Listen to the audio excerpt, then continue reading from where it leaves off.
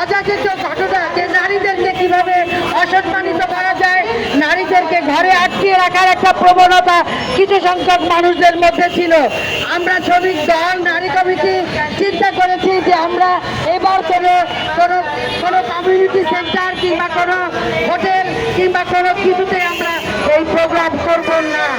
আমরা এবার মাঠে প্রোগ্রাম করব এবং আমরা দেখিয়ে দিতে চাই যে নারীরা ঘরের মানুষ নয়, নারীরা শুধু ঘরে স্বামীদেরকে ভালো ভালো রান্না করে খাওয়াবে কিংবা ছেলে মেয়ের জন্মদান করবে, এইটাই শুধু নারীর কাজ নয়। নারীর কাজ হচ্ছে ছেলেদের সঙ্গে পুরুষের সঙ্গে কাঁধে কাঁধ মিলিয়ে কাজ করবে। যেখানে থাকবে না কোনো বৈষম্য, যেখানে থাকবে আমাদের নারী শ্রমিকদের কোনো থাকবে না